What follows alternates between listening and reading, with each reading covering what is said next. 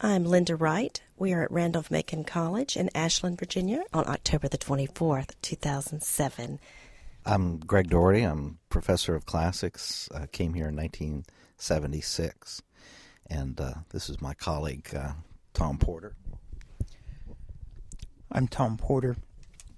I'm chairman of the history department, also work in Asian studies, and have been at the college since really January of 1974, although my first class was in February. I received my doctorate in a time when there weren't very many jobs, and in mid-year I talked to an alumnus of the college who was a historian. His name's Emory Evans, and he told me he'd gone to this little school in Virginia and they had an opening, and it was a thoroughly silly job to apply for because it was a sabbatical replacement. Bill Reinhardt was going to India on a Fulbright scholarship to do research, and they needed someone that would work for 9 months and span 2 academic years, so that you were, in effect, cutting yourself out of employment. But it was one of only 2 jobs that year that seemed even remotely possible to apply for, so I did. I came down in December at Christmas break. There had been 12 inches of snow, so the James Scanlon immediately turned the car keys over to me and said, "You come from Chicago, you drive." And I did. It was Christmas break, so the students were mostly gone. We ate a Sunday meal in the dining hall, which consisted of very small crumbs of potato chips and cold-cut sandwiches. It was very elegant, not very fancy surroundings. And I remember having lunch in a Quonset hut they called the CX. It's behind the building that's now the Brown Center. But it was cozy. People were very friendly. George Oliver, James Scanlon, Jerry Bledsoe were the people who interviewed me. And I didn't have to give a lecture. I was invited over to the Bledsoes for dinner to be interviewed, and there was a round of drinks, and by the time they got around to asking me questions, it was a very cozy atmosphere, so I'm not sure they ever interviewed me at all. But I liked them, and they seemed to like me and offered me the position. And my wife and I left the Chicago area in January with 2 cats and about 15 plants in the back of our car in minus 20 degree temperatures. It never got above zero the rest of that winter, and we thought we'd died and gone to heaven. It was so warm and comfortable. I got my garden in March. The campus was essentially the same as it is now, except it was totally different. The contradiction in that is simply that it was less well kept, fewer buildings, smaller student body, less crowded. Kind of shabby. Yeah, actually it was. Greg just said it was a little shabby, and it had that feel to it. It was a small southern town at the time. Subsequently, a lot of other people besides myself moved in who were northerners, and the environment has changed, but it really was a small southern town, and exciting invitation was Sunday afternoon after church to go over to Dr. Maybury's and have sandwiches with the crust cut off and a cup of tea that you balanced on your lap. And it was a very white, small town environment, which I'd had some experience with in my own life, but was very, very foreign to my wife, who was Greek and grew up in Chicago. I remember coming home the first week we moved into our house, coming home one day, and she was in tears. She said, "I can't understand anybody. I've called repairmen, I've talked to people on the phone, and they all speak in languages I do not understand." And we laughed over it after a while, but it was just accents, rural white and black, urban white and black, all kinds of accents that she was not used to, and just a small town kind of quality that she'd never experienced. I'll try to remember, Greg, when did you arrive at college? I came in 76 in September, starting out the year. That I had kind of a similar hiring experience. Mine was kind of accidental too, because I was finishing my dissertation. I hadn't finished it, and so I applied for jobs, and I'd had a couple of interviews in the American Philological Association meeting, including one with Dan McCaffrey, which was actually in the hallway between other interviews, because a professor of mine from the University of Richmond, which is where I went to undergraduate school, had badgered him into interviewing me. I wasn't on his schedule, so we just, in passing, had a little conversation.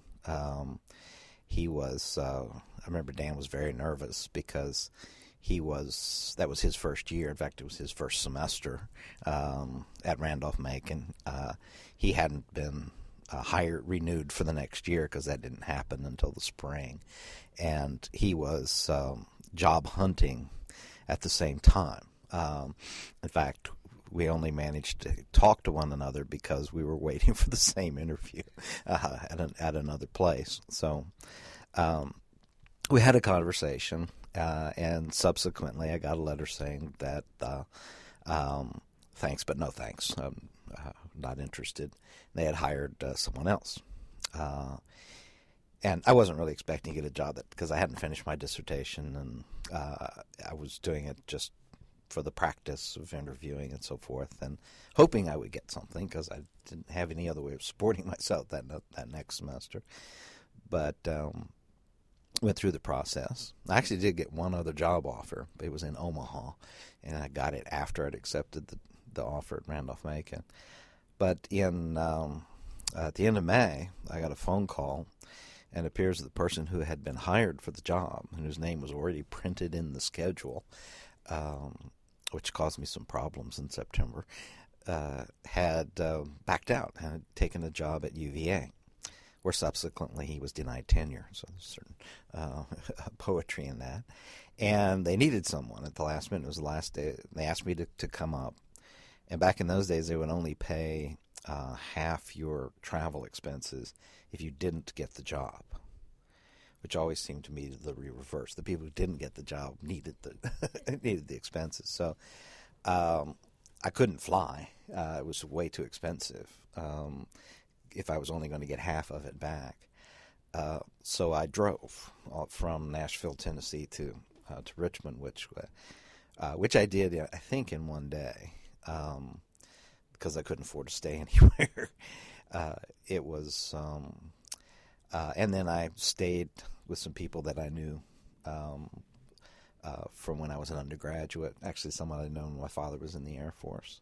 And I came up for an interview, and it was very pleasant. It was the last day of exams, and I met with Dan, and we talked about what we would do. He was in the process of revising the department curriculum because it had been what had been left by Robert Epps Jones. He said he had asked Robert Epps Jones what was the difference between the Latin courses that he taught, and he said, well, we read different works of Cicero. We wanted to broaden things. We talked about it and found we actually had a lot in common, and we had some similar ideas. And so I was thinking that this would be a really nice place to work, because while we were interviewing, Dan was giving an exam, and students came in and asked him questions, and I thought it was a friendly, kind of student-friendly environment. It looked like an interesting place. It was hot as hell, though, because Haley Hall was not air-conditioned in those days, and it's the end of May. It was blazing hot in that building. But I had a similar experience, except I got to go to the Holiday Inn for lunch. Luxury. Yes, where the dean ordered a club salad, so I ordered the same thing. not realizing that you don't actually get to eat anything when you're in a job interview. I have trouble remembering who was there. I know that Dick Hasker was there, who was in English department, but he was the acting chair of classics because the senior person had been denied tenure. Louis Hames, who taught Greek, and I was to replace him. He was still around, but the chairmanship had been taken over by Dick Hasker. He was there, and Howard Davis, the dean. And there were a couple of other people, but I can't really remember exactly who was there. We went out to lunch, had a nice conversation. Had a conversation with Howard Davis, whom I liked very much, because he. I remember at one point he claims he never did this. We were having a conversation about the job, during which time I never asked what the salary was, because I wish I had. Maybe I would have asked for more, because it wasn't very much in those days. And at one point he leaned back and put his fingers together like he always did and said, "Now let me speak to you of deanly things," and then did the boilerplate about contracts and so forth. And I was just sort of amazed. He was this fatherly figure who had this very deep. He just looked like a dean out of some Goodbye, Mr. Chips kind of movie. It just felt really comfortable. So then I left, having gotten my hair cut and wearing a blue polyester suit that my brother had given me, the only suit I had, and the only haircut I'd had in about 12 months, since my hair was actually down to my shoulders. I'd really cleaned up well, I think. And I got in the car and drove back, and took some time, stopped off to see someone. So it was like 2 days later when I got back, and they've been frantically trying to call me to offer me the job while I was still in town. So I didn't get to go find an apartment or anything like that while I was there. But I kind of backed into the job. Somebody else had the job, and I got it because I was available. And I had that sort of chance interview with Dan, so it worked out pretty well. So I don't think I was supposed to be here. You weren't supposed to, but you still are, and that's my situation. As I said, I was hired on a sabbatical replacement for 9 months, but 34 years later, I'm still here. I was hired, and Stella and I moved back, and during that first spring that I taught, a man named Jerry Bledsoe, who had helped organize the collective bargaining strike, which I found out had occurred in the year before I came, had taken a job with the AAUP as an organizer and moved to Washington. I really liked Jerry and his wife Penny. She was a Spanish teacher here. And was sad to see them go, but it gave me a job. Turned out that the dean later told me that they kind of knew Jerry was going, and George Oliver and Howard Davis both said it at different times, but they just didn't want to tell me in case something should happen. So they kind of knew I was being hired for a longer term, but I didn't. But once I was here and settled in and got established, we came to enjoy it. We rented a house out in the country, which we ultimately bought. At that time, out in the country was 3 miles away. I now call it suburban Ashland because it's less country and more suburb. The building we taught in was Fox Hall, and it didn't have air conditioning, as Greg mentioned about Haley. It did have windows which were pretty much air conditioned. That is, the wind would blow through them. You had to stuff paper towels, and we use duct tape now. That hasn't changed, except they use duct tape. I had a luxurious office. It was probably about 5 just 5.5 feet wide. You could a desk and a chair, and I had just enough room to get in and out of the chair. That was it. I had one bookcase and one student chair. If a second student came, they had to stand out in the hallway. After Jerry left, then I got his office, which was a huge space. It wasn't very attractive. It wasn't the treasurer at the time, named Don Reed, was a retired supply captain from the Army, and Navy, I'm sorry, yes, you're right, Navy, and he painted the whole college in Navy surplus green, which had a kind of sickly quality to it, but it was cheap and it covered everything. I remember several years later, a young woman was hired in economics, and in the second floor of Fox Hall, it was 4 historians and the full economics department, and she was going to be the business department, and she wanted to paint her door green, and afraid our Captain Reed just about turned green at the very thought of adding color or anything unusual to the building. We worked it out. Don turned out to be a very nice man once he realized that you actually cared about what you did and about the college, and we got along. He was a rock-solid Republican, and I teased him endlessly about that and got good in return. The classrooms were all across the hall in Fox, and we had a small classroom and a large. There's nothing like seminars rooms in those days because you were expected to lecture. We had a blackboard, which was the only teaching aid that God intended.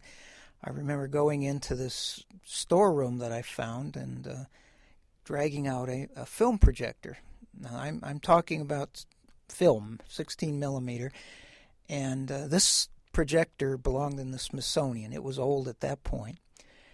And no one in the department could figure out why anybody would want to show a film unless they didn't have their lecture prepared for that day. The idea of teaching aids and media were foreign. So I was teased endlessly about actually showing movies and films in class.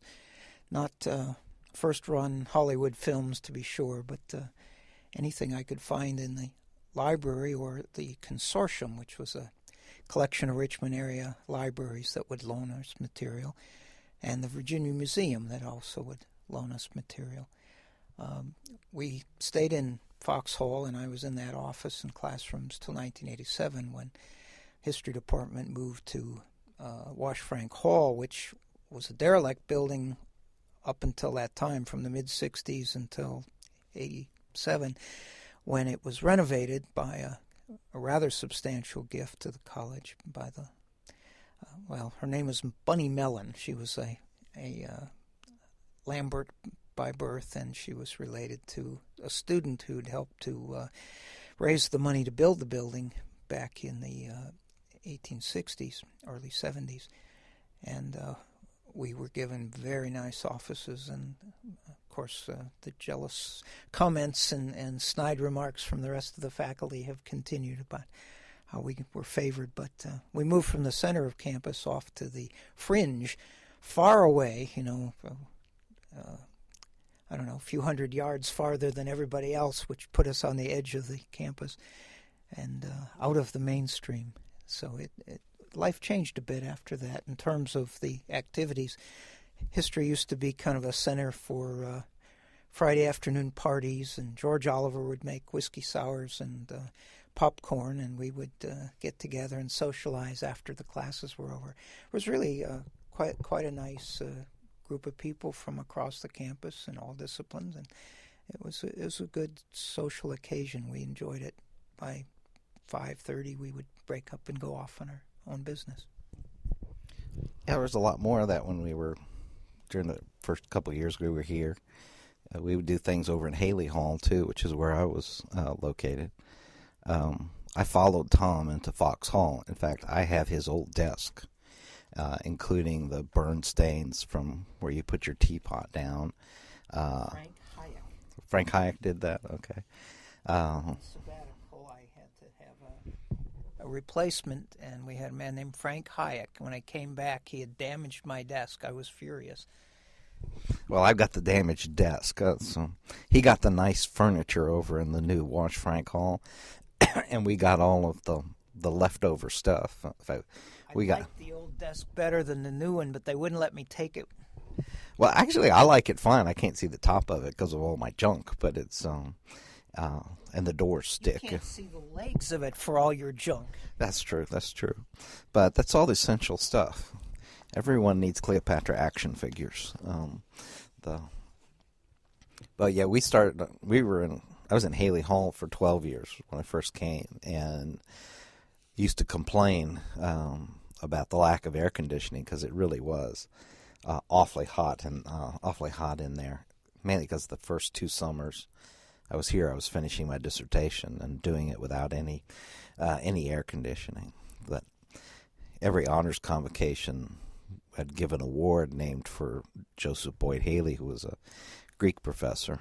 And when I would do it, I would mention that Haley Hall was the only unair-conditioned classroom building on campus. Because Vauxhall had air conditioning in the offices at that time, not in the classrooms, but we had none. So I was always trying to rub that in. It was pretty Spartan. We didn't have much there. It was just all blackboards.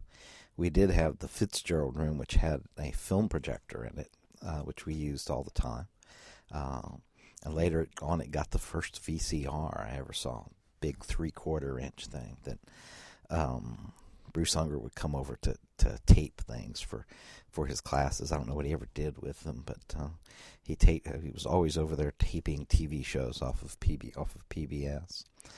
But we didn't have anything. In fact, I had to go buy a slide projector myself so that we'd have one to use in the department in classes. We eventually got one, but it took a long time to get it approved. So I went out and bought my own.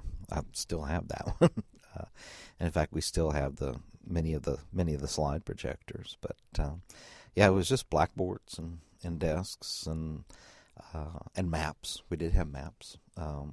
Which are nice things to have around. But we also did there was a lot more gathering of people to socialize. I had a coffee pot in my office, and so everybody in the building would stop by at one point or another for coffee. And then we go over to George's office for whiskey sours. Mentioning the equipment, my first elected committee assignment was Resources and Planning Committee. When I came, I mentioned there'd been a collective bargaining conflict because it turned out that the college was in dreadful financial shape in the 1970s.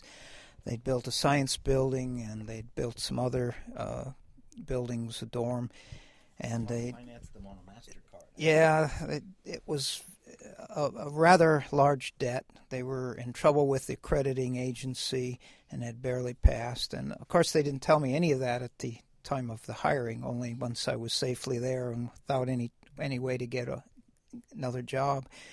But there was virtually no budget for equipment. There'd been a reorganization of the governance system. They'd created some 6 official committees. Resources and Plans allocated money for departmental budgets and capital purchases, except there was no capital budget.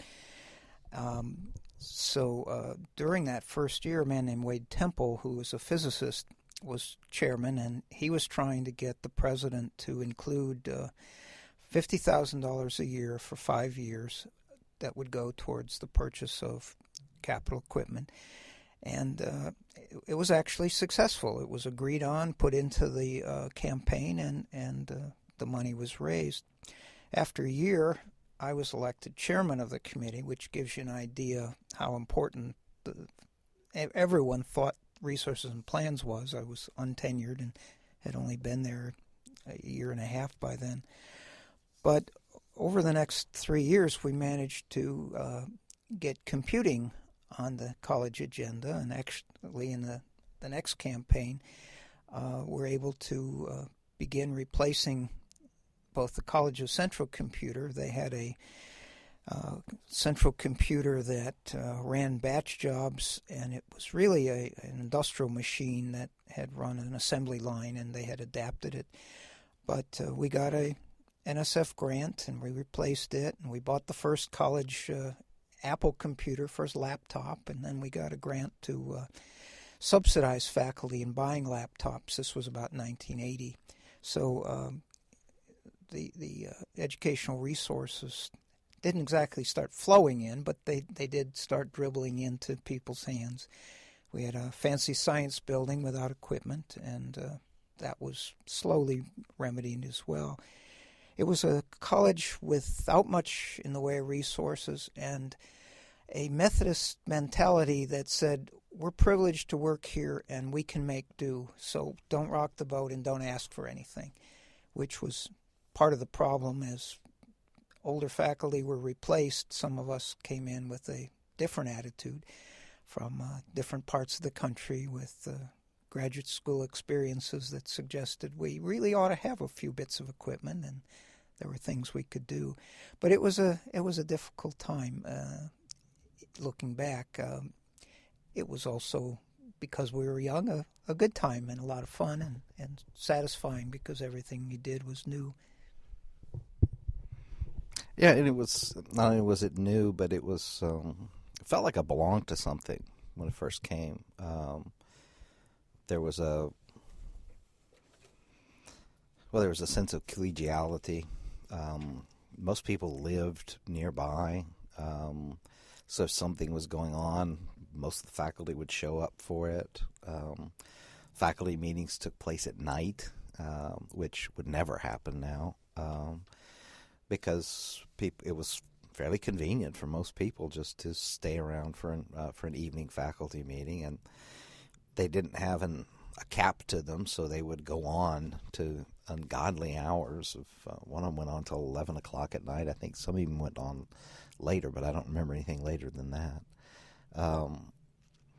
But it was kind of fun. They would start at 7:30, and in Haley Hall, people would get together and go over to the Holiday Inn to have dinner, which is the only place to eat in those days. There was, other than a couple of fast food places, there really wasn't anything in Ashland then. But also it had a bar, the only bar in town. And maybe my memories of faculty meetings being pleasant were colored by the fact that we usually had 2 martinis before we headed over there. But it was went with a couple of people from the English department, and it was a very amiable kind of environment. We had lots of disagreements about lots of different things, but everybody kind of approached it as they were all part of the same team, and that we shared a lot of values, academic rigor.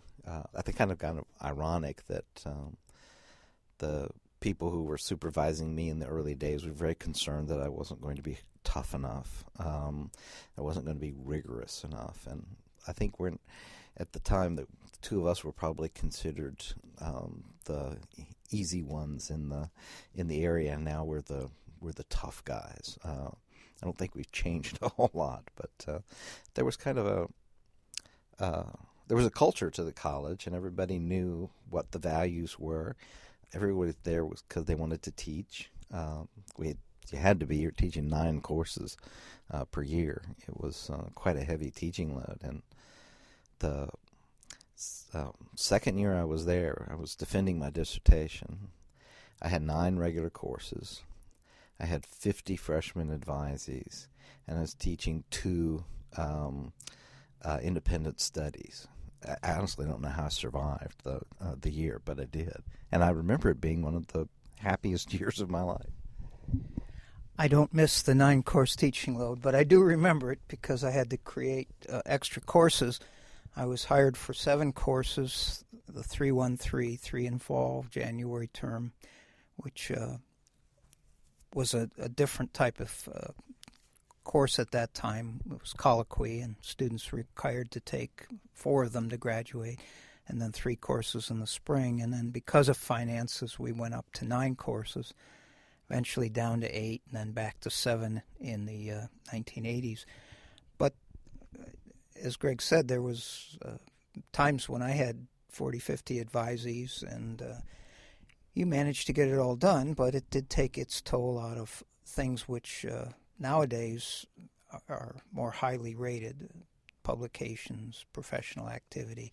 You had to bend somewhere, and those were usually the areas. There wasn't much in the way of travel money. There wasn't much support. I remember when I was hired, I asked if professional activity was expected, and the dean, Howard Davis, said, well, we certainly wouldn't hold it against you, but I can't give you much support, and you'll have to do that after you do your teaching. That's extra. That's not why you're being hired here. That's not the basic purpose of the college. The 70s were a difficult time. We had President Luther Wright, who had been less than successful as a fundraiser and was a very conservative man. I know he was very concerned because of the addition of women in 1971, that men and women were visiting each other, quote unquote visiting, in their respective dormitories, and that was something that worried him. He said he was afraid the women would lose their identities, and I'm pretty sure that did go on from what the students have told me at that time. He finally left the college in 1979, and Liddell Payne was hired. I remember during his interviews, one of the most frequently asked questions was whether he and his wife drank, because it was primarily dry campus from the president's perspective. All the students were notorious for their drinking, and more than one faculty member did as well, as I recall. But the general atmosphere loosened up a bit. I don't know that it got better, but it did change, and the college took a greater interest in professional activity, got some gifts for endowments to subsidize travel and attendance at meetings, and really began to change in a number of ways in the 1980s with President Payne's arrival. Yeah, that was sort of a big difference when that changed after I came with the change in deans. One big lesson to me was that when the dean leaves, all the rules change. Howard Davis had said to me in that interview that I talked about that he didn't care if I ever published anything.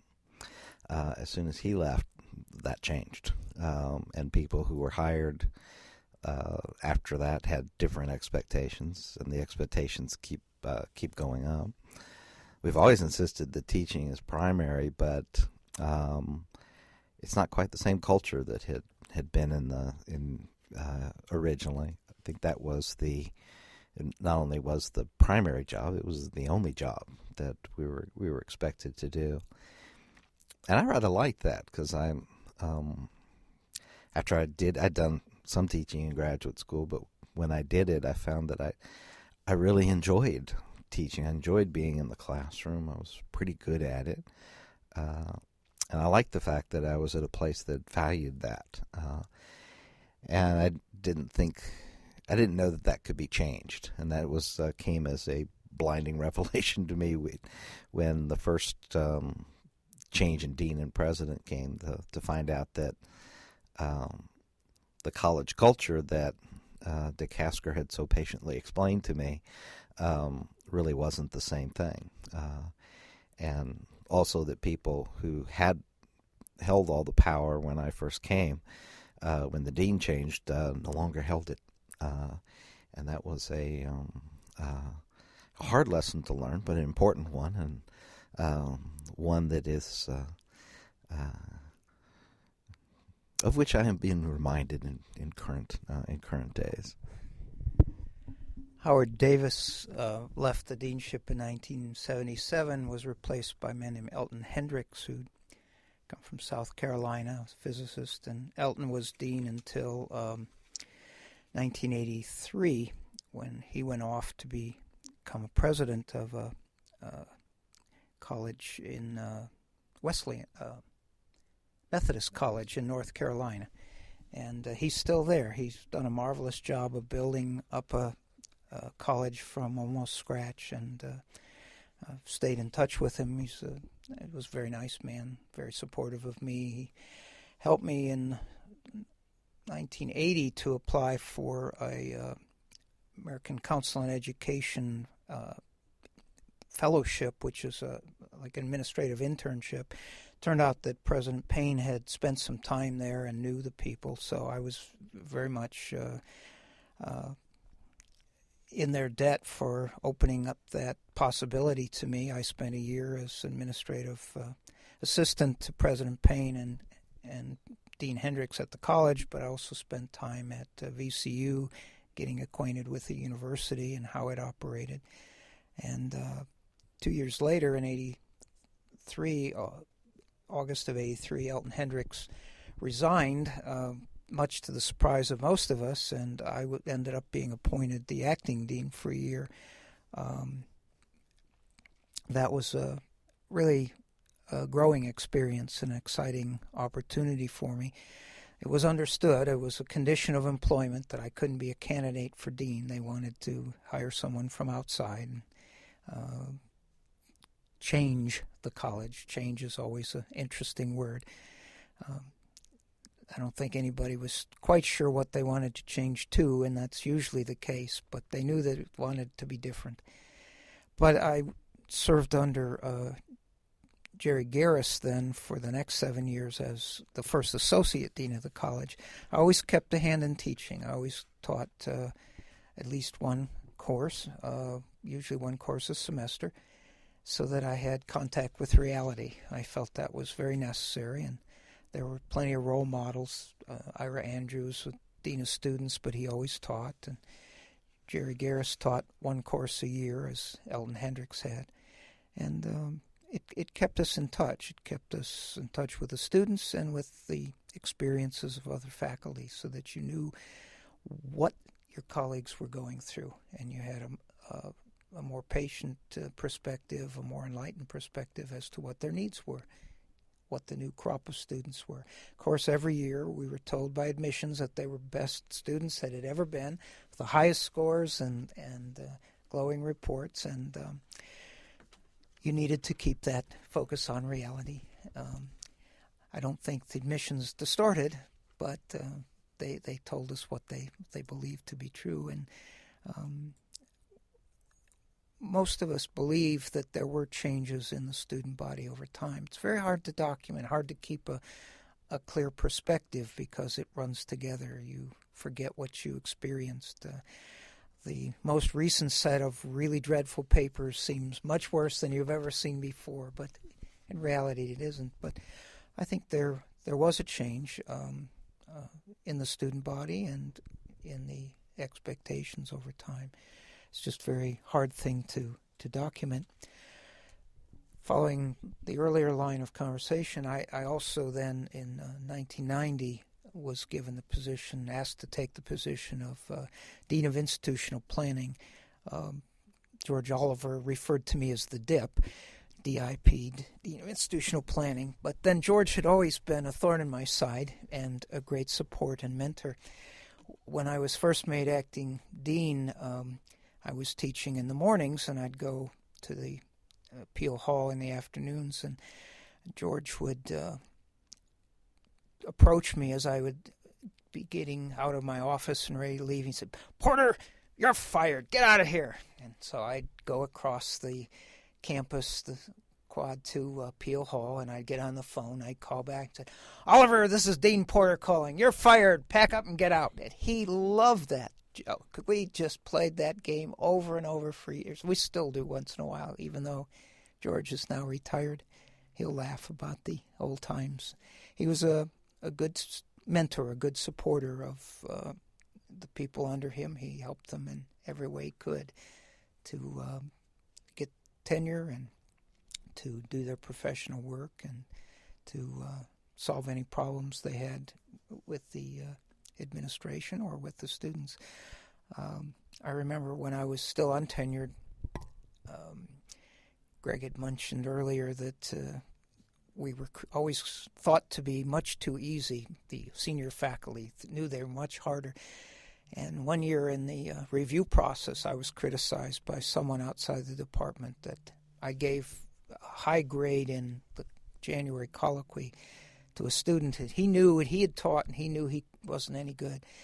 And turned out that my average grade for all my courses was 0.02% off of the college average. But I was too easy, so it was above instead of below, and which would have been okay. Those are little memories that stick in your mind, but looking back, they turn out to be not very important, but just kind of markers along the way of the hurdles you had to jump and the attitudes that people develop. The college has certainly changed. The campus has certainly changed over the years. More buildings and larger student body, more faculty, and way more administrators than we ever had before. It always seemed to me the student body was more affluent than it was when we first came here. There was a whole lot more financial aid. I remember there was one year when a lot of my best students just didn't come back. And it was the year that, I think it was the year Reagan changed or eliminated federal aid to college students in the early 80s, because I had several really, really good students who just didn't come back to the college, and for financial reasons, because they didn't have the financial aid that they'd had before. And that's when I first noticed that things were changing. But I wasn't surprised. We were doing for our assessment review, and I was going back through and looking at some old exams and grades from former students, and I looked back at some of the best students that I had from the early days and noticed that I gave them B's, and I read the paper and thought, my God, this was a B.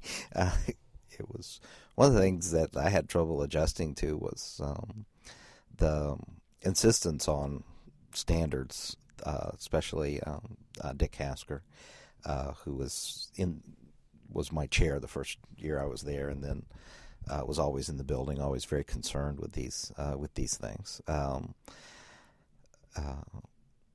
It kind of bothered me at first because the standards I was using were higher than the ones that were applied to me when I was at the University of Richmond only a few years before that, given our institutional inferiority complex, everyone believed that things were tougher and the students were better at the University of Richmond, and I was sort of living proof that wasn't true. I was Phi Beta Kappa student there, and I never had to do the kind of work that I was asking of my students, but they were doing it, so I guess I bought into the idea of having very high standards and expecting the students to rise to it. But I find it a little ironic that my degree of rigor was questioned the first couple of years I was here, and that was... You gave B's. You gave B's. What can I say? That's true. The true. history department didn't do that. Right. No one ever got a B in the history department, but it's... But those were people I actually did look to for things. Dick Hasker, who's still around, and Bob Offenbacher, Bernal Panel, who's died, and Bob Hopkins, who was the registrar, and George Oliver. There used to always be a time when faculty would come over and have coffee in the CX. I guess it's because it was new then, or coffee was cheap. But every morning, middle of the morning, everybody would gather over there, and I found that these people really were happy to give advice or tell you why things were done. You know, why did we have 60-minute classes? Everybody else in the world has 50-minute classes, and all you had to do was ask one question like that, and the hour was filled, because each one of them would then weigh in on the reasons why and how back in 1959, one student had gotten away with something, and so we have a rule. We had a rule against that. But I really enjoyed listening to those guys. I didn't always do everything that they said, but they were. That was sort of a tutoring session for young faculty. Doesn't really exist anymore, and I know since we're now the old farts, nobody asks us any questions. It's a very different kind of environment than it was in the old days. Well, I never was a dean, but I started the summer school. I was the first. We had a summer school before that. I started the one that we currently have. I was the first director of it. And what? Yeah, I started the honors program. I was the first director. I was the chair of the committee that put it all together.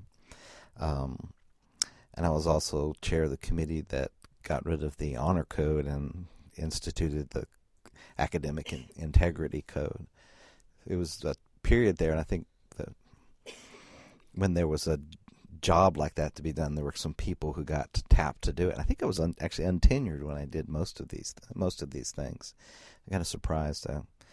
I agreed to it, but it was kind of fun to be part of the process to developing things for the college. I was on a committee that instituted the curricular change in the 80s. So was part of things that were going on. I don't think that's true anymore. There's another generation, but that's because deans changed. When Elton Hendricks was here, he looked a new group of people, and it took me years later to realize I was